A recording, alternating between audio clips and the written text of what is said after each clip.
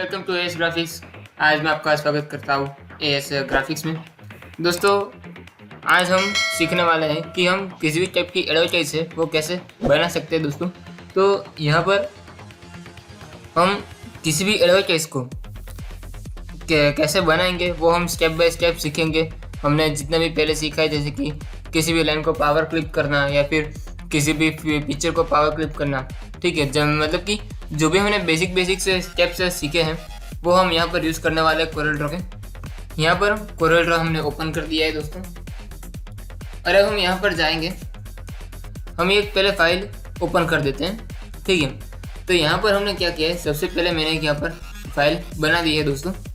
ये मैंने मैन्युअली खुद से बनाई है, पर अब हम यहाँ पर डिस्कस करेंगे कि ये फाइल हमने कैसे बनाई, ठीक है। तो इसको हम क्या करेंगे, सबसे पहले ये जो बेसिक जो शेप्स है हमें जो दिख रहे हैं, जो कि ब्लू सर्कल है, ठीक है। हम यहाँ पर बहुत सारे डिज़ाइंस भी यहाँ पर देख रहे हैं, तो वो हम कैसे बनाएंगे। तो अभी तो ये बेसिक डिज़ाइन है, मैंने यहाँ पर बहुत एडवांस लेवल का काम किया नहीं है, पर अभी मैं इसी ऐसे इजी टाइप की एडवर्टाइज ले रहा हूँ, क्योंकि आगे जाके हम बहुत सारी एडवर्टाइज बनाने वाले हैं। जैसे कि कोई पोस्टर डिज़ाइन है, या फिर आप अगर अखबार पढ़ते हो तो अखबार में जैसे कि कोई घड़ी का एडवर्टाइज आता है, कोई जूते का एडवर्टाइज आता है, या फिर किसी भी टाइप का एडवर्टाइज जो आता है, तो वो हम बनाने वाले हैं स्टेप बाय स्टेप। पर अभी हम यहाँ पर इस एडवर्टाइज के जरिए हम जस्ट एक बार हम शुरुआत कर देते हैं कि किसी भी एडवर्टाइज को हम बनाएंगे कैसे, ठीक है। तो यहाँ पर एक काम करते हैं, ये जो एडवर्टाइज है हमारी, उसको हम पहले एक साइड में यहाँ पर ले लेते हैं, लाइक दिस, ठीक है। हम इसका जो साइज़ है, ठीक है, तो वो हमने साइज़ एक बार देख लिया है। अब हम क्या करेंगे, यहाँ पर सबसे पहले एक रेक्टेंगल लेंगे दोस्तों, और यहाँ पर रेक्टेंगल लेने के बाद किसी भी टाइप का हम रेक्टेंगल पहले एक बार ड्रॉ कर देते हैं, ठीक है। और यहाँ पर ये जो हमारा रेक्टेंगल है एडवर्टाइज का, तो उसको हम पहले चूज़ कर लेते हैं। उसकी साइज़ कितनी है दोस्तों, तो 28.99 मतलब कि 28.922 इंच, मतलब कि जो भी ऑब्जेक्ट की साइज़ है वो साइज़ हम यहाँ पर कॉपी पेस्ट करके इस जो हमने जो नया एक रेक्टेंगल ड्रॉ किया है उस पर हम अप्लाई कर देंगे। तो यहाँ पर मैं एक काम करता हूँ, ये जो हमारी साइज़ है ऑब्जेक्ट साइज़, वो मैं ले लेता हूँ यहाँ पर, और यहाँ पर इसकी जो वेट है तो वो भी मैं ले लेने वाला हूँ। और ये हमने ये साइज़ जो है वो ले ली है, एंकर कर दिया। अब हम क्या करेंगे, ये जो हमारा रेक्टेंगल है उसको हम पेज के सेंटर में ला देंगे। अगर आपको पता नहीं है कि पेज का कंट्रोल की कौन सा है, मतलब कि किसी भी ऑब्जेक्ट को हम डायरेक्ट पेज के सेंटर में कैसे लाए, तो दोस्तों मैंने यहाँ पर कोरल ड्रॉ के अलाइनमेंट और अरेंजमेंट के बारे में एक वीडियो अपलोड किया था, जो वो मस्ट नीडेड है। क्योंकि अगर आपको किसी भी ऑब्जेक्ट का अरेंजमेंट करना नहीं आता है या फिर अलाइनमेंट करना नहीं आता है, तो आपको कोरल ड्रॉ चलाने में दिक्कत हो सकती है।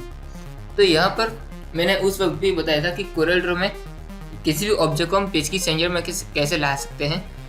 उसकी शॉर्टकट की मैं आपको अभी बता देता हूँ। उसके कंट्रोल की है सिर्फ P अपने कीबोर्ड पर। यहाँ पर पहले ऑब्जेक्ट पर आप सिलेक्ट कर देंगे, और यहाँ पर मैं एक बार सिर्फ P दबा देता हूँ, और ये आप देखोगे तो क्या हो जाएगा कि मेरा जो ऑब्जेक्ट है वो पेज के सेंटर में आ गया है दोस्तों, ठीक है। तो यहाँ पर मैंने क्या किया है कि ये जो हमारा ऑब्जेक्ट है उसको मैंने पेज के सेंटर में ला दिया है। अब इसको हम क्या करेंगे, एक बार हम पहले ये जो ऑब्जेक्ट है हमारा, तो उसको हम लॉक कर देते हैं।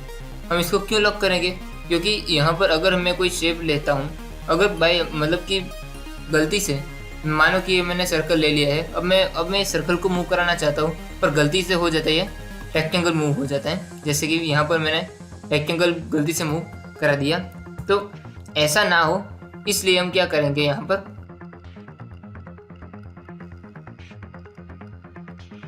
जी हाँ, जो हमारा ऑब्जेक्ट है वो हम उसको क्या कर देंगे, लॉक कर देंगे। इसके लिए आपको क्या करना है, नॉर्मल सी बात है दोस्तों, ऑब्जेक्ट मेन्यू में जाना है, और यहाँ पर आपके पास एक ऑप्शन आएगा लॉक, ठीक है। जैसे ही मैं लॉक पर क्लिक करता हूँ, आप देखोगे तो ये हमारा आपको ठीक ऐसे एक लॉक जैसा आपको आइकन देखने को मिलेगा, जिसका मतलब है कि अब आपका ऑब्जेक्ट जो है वो लॉक हो चुका है। अब वो आप किसी भी तरीके से उसको मूव कराना चाहते हो तो भी वो मूव नहीं होगा। वो भी मैं आपको बता देता हूँ। यहाँ पर मैंने ऑब्जेक्ट को लॉक कर दिया है, जिसका आपको यहाँ पर आइकन्स भी पता चल रहा है। और यहाँ पर मैं मूव कराना चाहता हूँ पर मैं इसको मूव करा नहीं पा रहा हूँ, ठीक है, सिर्फ एरो ही मेरा हिल रहा है। अब क्या करेंगे हम, नॉर्मल सी बात है, यहाँ पर एक सर्कल हम ड्रॉ कर देते हैं। सर्कल किस लिए, तो भाई आपको जो ब्लू वाला जो सर्कल दिख रहा है, हाफ सर्कल जो है, तो वो हम कैसे क्रिएट करेंगे, तो वो उसकी मैं आपको ट्रिक बताने जा रहा हूँ। तो यहाँ पर मैंने एक सर्कल ले लिया पहले, और उसके बाद मैंने यहाँ पर जो है एक रेक्टेंगल ड्रॉ कर दिया है, जस्ट लाइक दिस, ठीक है। अब मैं यहाँ पर क्या करने वाला हूँ, इन दोनों में कोई कलर की मैं फील एक बार दे देता हूँ, जिससे मुझे पता चले कि ये जो ऑब्जेक्ट है वो प्रॉपर तरीके से क्रिएट हुआ है या नहीं हुआ है, ठीक है। तो यहाँ पर मैं क्या करता हूँ, ये जो हमारा ऑब्जेक्ट है उसको मैं पहले थोड़ा एक बार सेट कर देता हूँ यहाँ पर स्लाइटली। और यहाँ पर मैंने थोड़ा सा जो ऑब्जेक्ट है वो मैंने यहाँ पर सेट कर दिया है, ठीक है। अब मैं यहाँ पर जा रहा हूँ फुल स्क्रीन में, मैंने इसको प्रीव्यू में डाल दिया है। और अब मैं यहाँ पर ये दोनों ऑब्जेक्ट को मैं सिलेक्ट कर रहा हूँ और उसको मैं कोई किसी ना किसी टाइप की मैं फील दे दूँगा, ठीक है। तो ये आप देखोगे तो हमारे पास एक ऑब्जेक्ट अभी आ चुका है, ठीक है। तब हम क्या करेंगे, यहाँ पर ये जो भी कलर है वो हम इसके हम फिल करा देते हैं, ठीक है। यहाँ पर हम क्या करेंगे, ठीक ऐसे दो शेप हमने अभी क्रिएट नहीं किए, ये जो दोनों आपको शेप दिख रहे हैं जो कि कंबाइन नहीं हुए हैं अभी तक। तो इसको हम क्या करेंगे, पहले तो ये जो रेक्टेंगल और सर्कल है दोनों को हम सिलेक्ट करेंगे। उसके बाद यहाँ पर आपके पास जो कंट्रोल पैनल है उसमें ऊपर की तरफ देखिएगा दोस्तों, जहाँ पे आपको दिख रहा होगा कि भाई ये जो हमारा मिरर हॉरिजॉन्टली और मिरर वर्टिकली के बाद में जो सारे ऑप्शंस आते हैं, जैसे कि कंबाइन आता है, बिल्ड आता है, ट्रिम आता है, उसमें आपको कहाँ पर क्लिक करना है। सबसे पहला स्टेप है यहाँ पर आपको बिल्ड ऊपर क्लिक करना है। इससे क्या होगा दोस्तों, आपके पास अगर जो भी शेप, अगर दो शेप है, अगर इस तरह से एक दूसरे से कनेक्ट कर रहे हैं तो ये क्या हो जाएंगे, एकदम जुड़ जाएंगे, मतलब कि उसका एक खुद का एक शेप क्रिएट होएगा। कैसे हो जाएगा, तो मैं यहाँ पर ये दोनों आपने देखा कि भाई मैंने रेक्टेंगल और सर्कल को सिलेक्ट कर दिया है, और अब मैं जैसे ही वैल्यू पर क्लिक करता हूँ ये देखो तो ये खुद का एक शेप बन चुका है। आपको किसी भी तरह की बॉर्डर लाइन या फिर उसमें जो आपको पहले भी लाइन जो दिखी थी वो ऐसी लाइन आपको नहीं दिख रही होगी। अब आपको क्या करना है, यहाँ पर वापस से वही एलिमेंट वाला कमेंट्स वो हमें काम आएगा। यहाँ पर कैसे काम आएगा तो वो मैं आपको बता रहा हूँ। अगर आपको जो ये हमारा जो ये सर्कल है, ठीक है, हाफ सर्कल है, अब हम उसको क्या करने वाले हैं, ये जो रेक्टेंगल है उसकी सेंटर में लाने वाले हैं। तो यहाँ पर हम क्या करेंगे, एक बार वो देख लेते हैं। पहले तो मैंने ये रेक्टेंगल को सिलेक्ट किया, मतलब कि जो हमारा शेप था उसको सिलेक्ट किया। उसके बाद हमारा रेक्टेंगल को मैंने सिलेक्ट कर दिया है। हमारे जो जितने भी ऑब्जेक्ट हैं यहाँ पर, मतलब कि अभी हमारा जो रेक्टेंगल है वो सिलेक्ट हुआ नहीं हो रहा है। आपने देखा कि मैंने यहाँ पर थोड़ा क्लिक किया पर ये ऑब्जेक्ट क्या हुआ, सिलेक्ट नहीं हुआ। उसका मतलब क्या है कि हमारा ऑब्जेक्ट अभी लॉक है। तो उसमें हम क्या कर सकते हैं, वापस से हम क्या करेंगे, यहाँ पर ऑब्जेक्ट मेनू में जाएंगे और लॉक कॉलम में अनलॉक ऊपर हम क्लिक करेंगे। जैसे मैं अनलॉक को ऑल ऊपर क्लिक करता हूँ तो हमने जितने भी ऑब्जेक्ट फाइल में लॉक करके रखे हैं तो वो अनलॉक हो जाएंगे। जैसे कि हम ताले से चाबी खोल दें ना तो लॉक क्या हो जाता है, अनलॉक हो जाता है। तो ठीक ऐसे तरीके से हमने जिस ऑब्जेक्ट को अभी लॉक किया था वो हमने क्या किया, अनलॉक कर दिया है। तो और यहाँ पर हम क्या करेंगे, पहले ये जो हमारा हाफ सर्कल है उसको सिलेक्ट करेंगे। उसके बाद हम ये इस रेक्टेंगल को सिलेक्ट करेंगे और पहले तो जो कि सेंटर एलिमेंट की कंट्रोल की है C और वर्टिकल एलिमेंट की कंट्रोल की है E, तो वो दोनों मैंने कर दिया है। तो वो क्या हो गया कि हमारा जो रेक्टेंगल था उसकी सेंटर में ये हाफ सर्कल आ चुका है। अब आप देखोगे तो यहाँ पर आपको एक बात नजर आई होगी कि भाई यहाँ पर आप देखोगे तो ब्लू वाला सर्कल है वो ठीक आप देखो तो थोड़े से नीचे है, क्योंकि हमारा जो सर्कल है यहाँ पर जो शेप है वो टच हो रहा है। तो हम क्या करेंगे, इसको हम क्या करेंगे, यहाँ पर साइज थोड़ी घटा देते हैं इसकी, ठीक है। ठीक इसी तरीके से हम इसकी लेंथ और वेट भी घटा देंगे, जस्ट लाइक दिस। एंड जब हम यहाँ पर क्या करेंगे, हमारा पहला काम तो हो गया। कौन सा काम, तो भाई हमारा जो शेप क्रिएट करने वाला है वो हमारा जो शेप है वो अब क्रिएट हो चुका है। तो कौन सा काम बाकी रखा है दोस्तों, अब आप देखोगे तो यहाँ पर एक वाइट कलर का सर्कल भी है। तो यहाँ पर हम क्या करेंगे, वाइट कलर का एक सर्कल हम ले लेंगे और यहाँ पर उसको हम वाइट कलर की फिल भी दे देते हैं और इसको हम सेंटर अलाइनमेंट करने जा रहे हैं। तो ये क्या करेगा कि भाई इसको हम सेंटर में कर देते हैं। पहले ये हमारा जो सर्कल है वो सेंटर में आ गया है, ठीक है। अब हम यहाँ पर क्या करेंगे दोस्तों, यहाँ पर आपको नीचे एक रेड लाइन दिख रही है, रेड लाइन है वो 4 आपको रेड लाइन दिख रही है। तो वो हम करेंगे यहाँ पर। जस्ट आपको पहले क्या करना है, एक लाइन ले लेनी है यहाँ पर, जैसे कि मैं यहाँ पर ले रहा हूँ फ्री हैंड। फ्री हैंड से आप दो तरह की लाइन ड्रॉ कर सकते हैं। पहला तो आप फ्री हैंड मतलब कि आप जैसे भी चाहो लाइक जिस आप लाइन ड्रॉ कर सकते हो। अदरवाइज क्या कर सकते हो, आपको सीधी लाइन चाहिए तो जस्ट आपको यहाँ पर एक क्लिक करना है और उसके बाद एक शिफ्ट दबा के दूसरा क्लिक करोगे तो आपको एकदम सीधी लाइन मिल जाएगी, ठीक है। तो हम इस तरीके से हम लाइन हमने ड्रॉ कर दी। इसकी हम जो बॉर्डर लाइन है वो भी हम थोड़ा बढ़ा देते हैं यहाँ पर, ठीक है। तो यहाँ पर 4 mm कर दी है, यहाँ पर 10 mm करेंगे तो मुझे लग रहा है ये परफेक्ट है हमारे ऑब्जेक्ट के लिए। तो यहाँ पर क्या करेंगे उसके बाद, तो भाई अभी भी अगर हमें लाइन जो परफेक्ट नहीं लगे हो तो कोई बात नहीं है, यहाँ पर वो हम थोड़ा चेंजेस कर देंगे आगे। पर अभी के लिए क्या है कि भाई हमें जो यहाँ पर पैटर्न चाहिए, हमारी डिज़ाइन चाहिए, तो वो हमें अभी एक बार मिल जानी चाहिए, ठीक है। तो हमें हमारी डिज़ाइन जो है वो अब मिल गई है। तब हम क्या करेंगे, इसकी एक और कॉपी बनाएंगे यहाँ पर। कौन सी मतलब कि पहले इसको हम रेड कलर में फिल करा देते हैं, जैसे कि यहाँ पर रेड कलर में फिल हो चुका है। और अब जो हमारा बीच का पोर्शन है, यहाँ पर आपको मैंने पहले वीडियो में भी बताया था, अगर आप लाइन को किसी भी तरह से मॉडिफाई करना चाहते हो तो क्या कर सकते हो कि भाई आपको कंट्रोल पैनल में ये जो आपको कॉलम दिख रहे हैं, मिरर हॉरिजॉन्टली और मिरर वर्टिकली, ठीक है, ये दोनों जो ऑप्शन है उसके ठीक बगल में ये वाला ऑप्शन है। जैसे यहाँ पर आपको पेन जैसा आइकन भी दिख रहा होगा और वहाँ से आप लाइन को मॉडिफाई भी कर सकते हो। तो मैं अभी इसमें कुछ मॉडिफिकेशन करने वाला नहीं हूँ। तो हम यहाँ पर क्या करेंगे, अब हम धीरे धीरे इस पर फोकस करते जाएंगे और यहाँ पर हम क्या करेंगे, फुल स्क्रीन में हम इसको देख लेते हैं, ठीक है। तो यहाँ पर बॉर्डर को हमें और भी बढ़ाने की ज़रूरत है, तो मैं वो करने वाला हूँ यहाँ पर। जैसे मैंने यहाँ पर 12 mm की बॉर्डर की साइज कर दी है। अब हम क्या करेंगे दोस्तों, यहाँ पर एक काम करेंगे, प्लस दबाएंगे। दोस्तों आपको याद होगा प्लस किस कमांड की शॉर्टकट की है, तो मैं वापस आपको बता देता हूँ। यहाँ पर हम प्लस दबाने से हमें क्या मिलेगा, तो भाई हमें ऑब्जेक्ट की एक कॉपी मिलेगी, ठीक है। जैसे कि आप किसी भी सॉफ्टवेयर में यूज़ करते हो, जो कि बेसिक जो शॉर्टकट की होती है किसी भी सॉफ्टवेयर में किसी भी ऑब्जेक्ट को कॉपी करने की, Ctrl+C और Ctrl+V इन दोनों ये जो 2 कमांड्स काम करते हैं वो दो अलग अलग शॉर्टकट की से काम करते हैं। पर CorelDRAW में ये दोनों काम एक ही जो शॉर्टकट की है उससे हो जाता है। मतलब कि कौन सी, यहाँ पर आप प्लस दबाओगे तो ऑब्जेक्ट की कॉपी हो जाएगी और उसका किसी भी जगह पर आप पेस्ट भी कर सकते हो। पर अभी हम क्या करेंगे, इससे भी एक स्टेप थोड़ा आगे जाएंगे।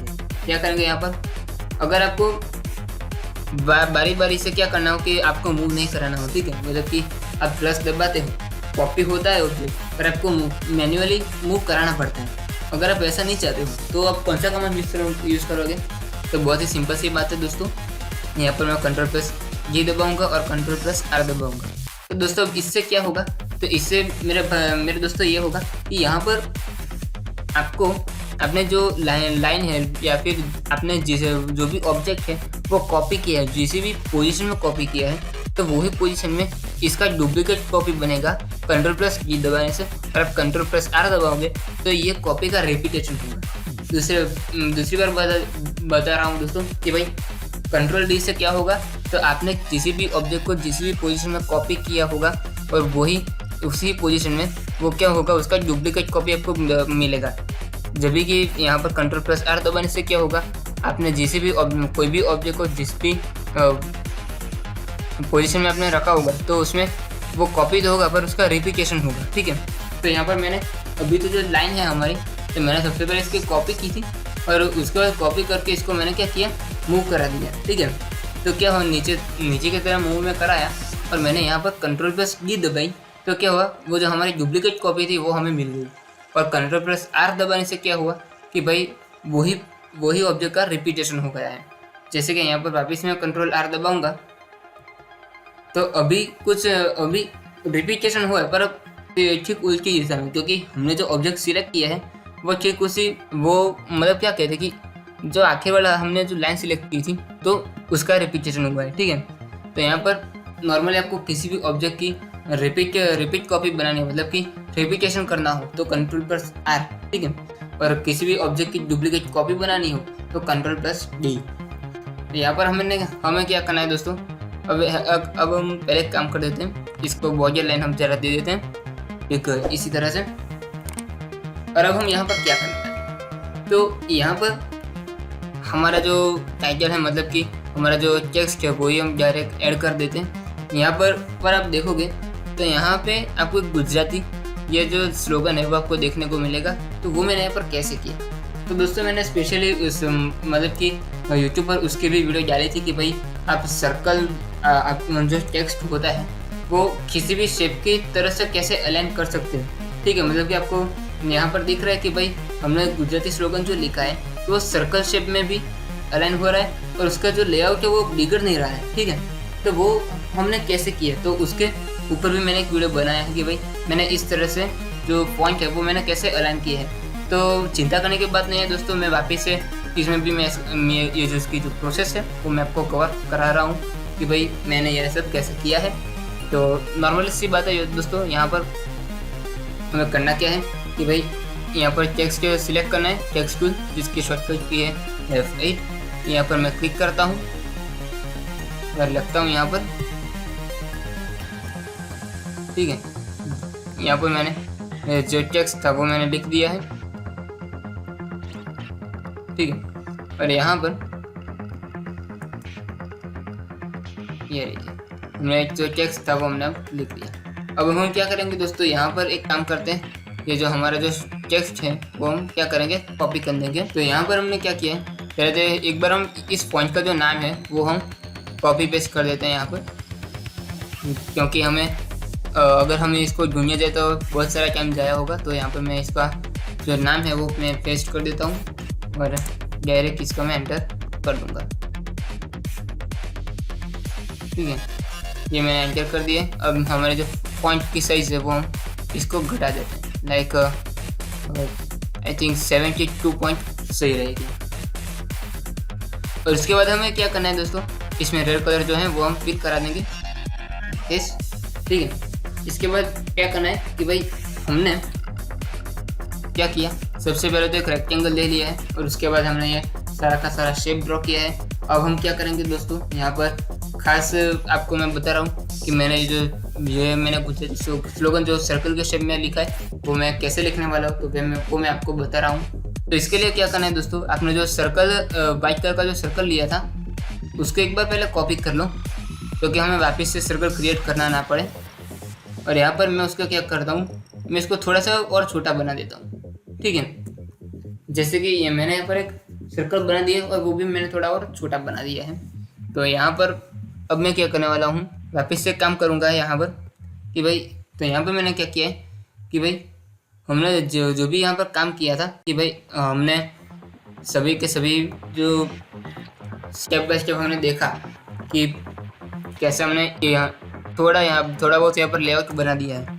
अब यहाँ पर इस एडवर्टाइज पार्ट का मेन जो पार्ट कहते हैं, मेन जो काम कहते हैं वो करने वाले हैं। यहाँ पर सबसे पहले इसके लिए हम पूरा टेक्स्ट लिख लेते हैं यहाँ पर। ठीक है, तो यहाँ पर हमने क्या किया दोस्तों, पहले एक काम करते हैं, यहाँ पर एक टेक्स्ट लिख लेते हैं। यहाँ पर इसके लिए हम LMG फॉन्ट यूज़ करेंगे।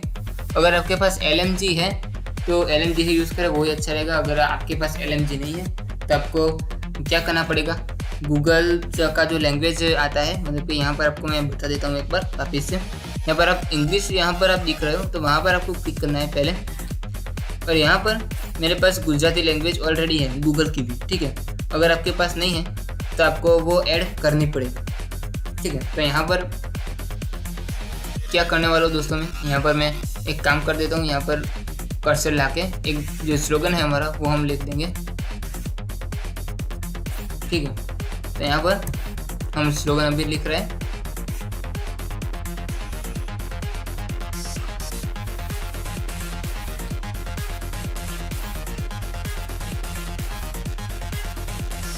ठीक है, तो यहाँ पर मैंने क्या कर दिया, हमारा जो पॉइंट था, हमारा जो टेक्स्ट था, वो मैंने अब लिख दिया।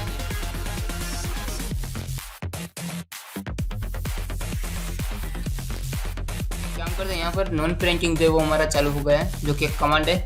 अगर आप उसको पहले तो यहाँ पर ये मसला आ चुका है, तो मैं इसके लिए आपको बता देता हूँ। तो आपको यहाँ पर ये जो थोड़ा सा डिज़ाइन जैसा दिख रहा है, फुल जैसा जो आइकन है वो दिख रहा है, तो आपको क्यों दिख रहा है? तो यहाँ पर अब आपको टेक्स्ट मेनू में जाते हुए आपको यहाँ पर शो नॉन प्रिंटिंग कैरेक्टर्स, जिसके कंट्रोल के कंट्रोल शिफ्ट सी, ठीक है। तो वो आप चालू करोगे तो ये नॉन प्रिंटिंग का मतलब क्या हुआ कि भाई किसी भी ऑब्जेक्ट, किसी भी डॉक्यूमेंट में आपने अगर कोई ऐसा ऑब्जेक्ट रखा है जो कि आपसे वो गलती से आ गया हो किसी भी टेक्स्ट में, ठीक है, और वो आपको प्रिंटिंग में नहीं देखना चाहते हो, तब कैसे कर सकते हो? ठीक है, तो यहाँ पर शो नॉन प्रिंटिंग कैरेक्टर्स में आपको जाना होगा। पहले तो टेक्स्ट मेनू में जाइएगा, उसके बाद शो नॉन प्रिंटिंग कैरेक्टर्स में जाइएगा, और यहाँ पर अगर शो नॉन प्रिंटिंग कैरेक्टर्स में जो टिक मार्क है, जैसे कि यहाँ पर आपको दिख रहा है, तो उसका मतलब है कि भाई आपका जो नॉन प्रिंटिंग कैरेक्टर्स वाला कमांड है वो भी ऑन है। हालांकि दोस्तों ध्यान रखना कि ये जो आपको जो स्क्रीन पर दिख रहा है वो प्रिंट में नहीं आने वाला है, जो कि आपको दो पॉइंट के बीच में जो स्पेस दिख रही है, वो स्पेस जो है वो बताने के लिए कंप्यूटर इस तरह का आइकन का इस्तेमाल करता है कि भाई किस जगह आपने एंटर दिया है, किस जगह आपने स्पेस दिया है, किस जगह आपने टैब दिया है। तो ठीक है, तो ये स्पेशली इसके आइकन्स के लिए यूज़ करता है। पर अगर आपने शो नॉन प्रिंटिंग कैरेक्टर्स में जो अगर टिक मार्क निकाल डाला हो, तो यहाँ पर आपको देखा हो तो पहले आपको जैसे आइकन देखने को मिलते थे वो अब आपको नहीं शो करा रहे होगा, ठीक है।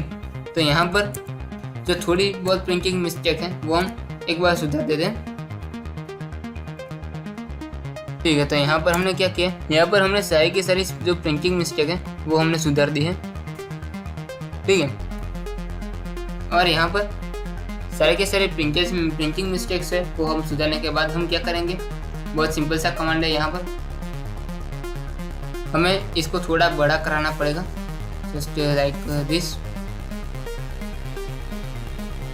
हमने ये बड़ा कर दिया है। अब हम क्या करेंगे, यहाँ पर टेक्स्ट को सिलेक्ट करेंगे, उसके बाद ऑब्जेक्ट पर सिलेक्ट करेंगे, और यहाँ पर वापस से जाएंगे हम टेक्स्ट। तो यहाँ पर आपको एक ऑप्शन मिलेगा फिट टू टेक्स्ट पार्ट। मैंने आपको कहा था कि भाई मैंने एक स्पेशल वीडियो बनाई है जिसमें हम ऑब्जेक्ट का अरेंजमेंट अलाइनमेंट कैसे कर सकते हैं, और उसके अकॉर्डिंग ही दूसरी एक वीडियो बनाई थी जिसमें हम बता रहे थे कि हम किसी भी टेक्स्ट को शेप के मूवमेंट में कैसे अलाइन कर सकते हैं, ठीक है, शेप के जैसा कैसे अलाइन कर सकते हैं। तो चिंता नहीं करें दोस्तों, आपको यूट्यूब में जो आई वाला बटन दिख रहा है उसमें आपको इस वीडियो की लिंक भी मिल जाएगी, ठीक है। तो यहाँ पर मैं वापस एक बार बता रहा हूँ कि भाई अगर आपने वो वाली वीडियो नहीं देखी हो तो एक बार देख लीजिएगा, अदरवाइज आपको इस वीडियो में भी उसकी लिंक मिल जाएगी, तो टेंशन करने की कोई बात नहीं है दोस्तों। तो अब यहाँ पर हम क्या करेंगे कि भाई फिट टू टेक्स्ट पर हम क्लिक करेंगे, और यहाँ पर आप देखोगे तो सर्कल जैसा ही आपको जो दिख रहा है, ठीक है, आपको जैसा ही यहाँ पर सर्कल दिख रहा है कि उसी के बॉर्डर पर जो टेक्स्ट है वो अलाइन हो चुका है। तो अब हम क्या करेंगे, बहुत सी नॉर्मल सी बात है दोस्तों, यहाँ पर जो हमारा जो सर्कल है वो हम यहाँ पर डिलीट करने वाले हैं, क्योंकि हमें इसीलिए ही हमें सर्कल चाहिए था कि भाई हमारा जो पॉइंट है वो थोड़ा बहुत एडजस्ट हो जाए, ठीक है।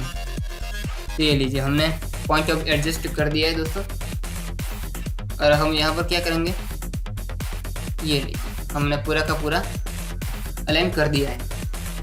अब यहाँ पर जैसे ही हमारे पास अगर आपको फील उसकी जो कहते हैं कि भाई चेंज करनी हो तो वो भी आप कर सकते हो। जैसे कि मैंने इस फॉर्म में जो भी कलर यूज़ किया है वही कलर मैं यहाँ पर यूज़ करने वाला हूँ, ठीक है। तो मैंने यहाँ पर ये जो ऑब्जेक्ट की जो मतलब कि पॉइंट की जो फील थी वो भी मैंने ले ली है। और अब मैं यहाँ पर क्या करने वाला हूँ दोस्तों, अब तो यहाँ पर बहुत सी कॉमन सी बात है, तो इसके लिए मैं प्रोसेस बाय प्रोसेस नहीं जा रहा हूँ। तो यहाँ पर मैं क्या करने वाला हूँ दोस्तों, अगर आपके पास किसी भी कंपनी का लोगो है जिसमें आपको एडवर्टाइज बनाने के लिए मिली हो और वो लोगो आपके पास है, जैसे कि यहाँ पर आसवर्ड पापड़ की जो कंपनी है उसके पास उसका जो लोगो है, तो वो मैंने अभी नेट पर से लिया था, तो वही मैं यहाँ पर यूज़ करने वाला हूँ। तो यहाँ पर मैंने पावर क्लिप ऑलरेडी करके रखा है इसको, तो मैं यहाँ पर उसको बढ़ा के क्या करने वाला हूँ, कॉपी कर दूंगा यहाँ पर, और यहाँ पर मैं इसको पेस्ट कर देता हूँ। तो यहाँ पर मैं इसको प्रेस कर रहा हूँ, यहाँ कॉपी करके यहाँ पर मैं इसको सीधा पेस्ट कर रहा हूँ। तो मुझे यहाँ पर जो कंपनी का जो लोगो था वो भी मुझे मिल चुका है। ठीक है, अगर आपके पास लोगो हाई रेजोल्यूशन है तो बहुत ही अच्छा है, अदरवाइज अभी तो जस्ट हम ये प्रोसेस है वो बता रहे हैं, तो इसके लिए हमने इमेज को बहुत क्लियर में लाने की ज़रूरत नहीं है। ठीक है, तो यहाँ पर हमने ऑलमोस्ट लेआउट रेडी कर दी है, और अब हमें क्या करना है दोस्तों, आपने अगर देखा हो तो इसमें एक लोगो भी है, जैसे कि वेजिटेरियन का लोगो है। ठीक है, तो यहाँ पर वो हम बना भी देते हैं और बता भी देते हैं कैसे बनाना है। तो यहाँ पर एक रेक्टेंगल ले लेते हैं, बॉर्डर जस्ट ग्रीन कर दीजिए आप यहाँ पर लाइक दिस, और बॉर्डर की जो साइज़ है वो भी आप बढ़ा दीजिए। मैं यहाँ पर 10 mm तक इसकी बढ़ा देता हूँ साइज़, अगर आपको ज़्यादा लगे तो आप कम भी कर सकते हो। तो यहाँ पर मुझे ये परफेक्ट लग रही है, तो मैंने क्या कर दिया, यहाँ पर इसकी जो साइज़ थी वो मैंने कर दी। अब क्या करने वाला हूँ, यहाँ पर बस एक सर्कल मैंने यहाँ पर ड्रॉ किया, इसको मैंने ग्रीन कलर की फिल दे दी है, और यहाँ पर इसकी जो बॉर्डर है वो मैं इसको नन कर देता हूँ। ठीक है, इसके बाद मैं क्या करता हूँ, यहाँ पर शिफ्ट प्रेस करके जो हमारा जो सर्कल था उसको मैं थोड़ा और छोटा कर देता हूँ, जस्ट लाइक दिस। बाद में रेक्टेंगल सिलेक्ट करूँगे, वापस से सेंटर अलाइनमेंट और वर्टिकल अलाइनमेंट। ठीक है, आपको मैंने स्पेशली अरेंजमेंट की जो वीडियो थी वो भी मैंने अपलोड की थी, अगर आपने नहीं देखी है तो वो भी आप मस्त देख लीजिएगा, और अगर आपने नहीं देखी है तो वापस से आपको यहाँ पर मैंने बता दिया है कि भाई सेंटर अलाइनमेंट की शॉर्टकट की है C और वर्टिकल अलाइनमेंट की शॉर्टकट की है E। ठीक है, तो यहाँ पर हमने इस तरह से सेंटर अलाइनमेंट भी इसका कर दिया है। और अब हम क्या करेंगे दोस्तों, यहाँ पर इसका जो कलर है थोड़ा डार्क करना चाहे तो कर सकते हैं, पर अभी के लिए लोगो ये दिख रहा है तो उसमें हम कोई चेंजेस करने वाले नहीं हैं। तो यहाँ पर मैंने क्या किया, ये जो वेजिटेरियन का लोगो था वो भी मैंने यहाँ पर बता दिया है। और अब हम यहाँ पर क्या करेंगे, ये जो हमारा कार्टून है वो थोड़ा और छोटा कर देते हैं, क्योंकि इसके लिए और भी जगह थोड़ी चाहिए होगी। तो यहाँ पर वापस से टाइप करने की ज़रूरत नहीं है दोस्तों, यहाँ पर ऑलरेडी हमारे पास जो टेक्स्ट है वो मैं कॉपी कर देता हूँ, क्योंकि इसमें तो मुझे बताने की ज़रूरत नहीं है कि टाइप कैसे करना है। तो जस्ट कॉपी पेस्ट करूँगा तो भी चलेगा, अदरवाइज़ मैं इसकी कॉपी ही बना लेता हूँ। और यहाँ पर मैंने इसकी कॉपी बना के ले ली। ठीक है, और यहाँ पर उसके बाद मैं इसको थोड़ा छोटा करना चाहता हूँ, या चलो यही ठीक है। ठीक है, और अब यहाँ पर हम क्या करेंगे, इस कार्टून को थोड़ा छोटा करने के बस अभी हमारा जो एडवर्टाइज का जो लेआउट था अब वो हो गया है। अब थोड़ा सा ही बाकी है, वो क्या बाकी है, हमारा जो एड्रेस था वो हम कॉपी कर देंगे। यहाँ पर कॉपी पेस्ट करोगे तो भी चलेगा, और प्लस बटन दबाओगे कॉपी करोगे तो भी चलेगा। तो यहाँ पर मैंने क्या किया है, ऑब्जेक्ट को कॉपी करके यहाँ पर पेस्ट कर दिया है। तब हमारी एडवर्टाइज अभी रेडी हो चुकी है। अब सिर्फ हमें क्या करना है, ये जो हमारी जो रेक्टेंगल की जो फील थी वो हमने जो एडवर्टाइज में बनाया था रेक्टेंगल उसको देनी है। ये लीजिए, हमने ये भी दे दिए, और यहाँ पर इसके अकॉर्डिंग हम लाइन को जो है वो क्या करेंगे, ऊपर करा देते हैं यहाँ पर। ठीक है, ये लीजिए। और अब हम क्या करेंगे, ये जो हमारी रेक्टेंगल की जो साइज़ है, ठीक है, वो हम थोड़ा और घटा देते हैं, या फिर एक काम करते हैं, यहाँ पर जो लाइनें हैं हमारी सारी की सारी, तो उसको हम बढ़ा देंगे। ठीक है, जैसे कि मैंने पहली लाइन को सिलेक्ट किया है, फिर दूसरी, तीसरी और ये आखिर में चौथी। ठीक है, और यहाँ पर हम क्या करेंगे, सारी की सारी लाइंस जो है उसको एक साथ मूव कराएंगे थोड़ा, और यहाँ पर उसकी जो लेंथ है वो हम थोड़ा बढ़ा देंगे। ठीक है, तो यहाँ पर हमारे पास क्या हुआ कि हमारी एग्जैक्टली हमारी जो भी एडवर्टाइज थी वो हमें मिल चुकी है। और यहाँ पर आप देखोगे तो लगभग कोई फर्क आपको दिख नहीं रहा होगा। तो आज के लिए बस इतना ही, मिलते हैं अगले पार्ट में, जहाँ हम सीखेंगे कि भाई जो आप सोशल मीडिया में जो एडवर्टाइज देखते हो, जैसे कि घड़ी की एडवर्टाइज देखते हो, जैसे कि कोल्ड ड्रिंक की एडवर्टाइज देखते हो, ठीक है, तो उस टाइप की एडवर्टाइज हम कैसे बनाने वाले हैं। तो आज के लिए बस इतना ही दोस्तों, वापस से मिलेंगे हम कोरल ड्रॉ के अगले पार्ट में।